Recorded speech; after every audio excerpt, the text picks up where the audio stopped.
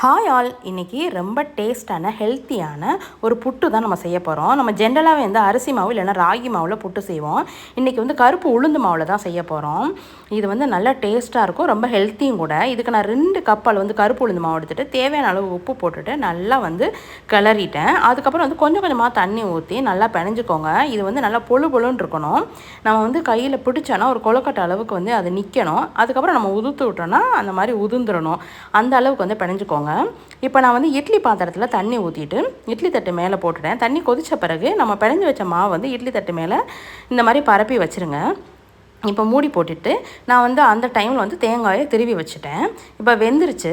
இதை எடுத்து அந்த கிளாத்தோடையே எடுத்து நான் வந்து பிணைஞ்சி வச்ச பாத்திரத்துலையே வந்து இந்த இதை கொட்டி எடுத்து வச்சுக்கிட்டேன். இதுக்கப்புறம் வந்து ஒரு பிஞ்ச் அளவு ஏலக்காய் பொடி, ஒரு கைப்பிடி தேங்காய் திருவினது, தேவையான அளவு நம்ம இனிப்புக்கு எவ்வளோ வேணுமோ அந்த அளவுக்கு நாட்டு சர்க்கரை போட்டு 2 ஸ்பூன் நெய் ஊற்றி நல்லா வந்து கலந்துக்கோங்க. இது ரொம்ப டேஸ்ட்டாக இருக்கும், ரொம்ப ஹெல்த்தி. உளுந்தங்களிலாம் சாப்பிடாத குழந்தைங்க கூட இதை வந்து ரொம்ப விரும்பி சாப்பிடுவாங்க. நீங்கள் ஒரு தடவை செஞ்சு பார்த்துட்டு எனக்கு கமெண்டில் சொல்லுங்கள். இது வந்து எலும்புக்கு ரொம்ப நல்லது. இதெல்லாம் அடிக்கடி வந்து உடம்புல வந்து சேர்த்துக்கணும். இது வரைக்கும் நம்ம சேனலை சப்ஸ்கிரைப் பண்ணாதவங்க சப்ஸ்கிரைப் பண்ணிக்கோங்க ஃப்ரெண்ட்ஸ். தொடர்ந்து சப்போர்ட் பண்ணுங்கள். தேங்க்யூ.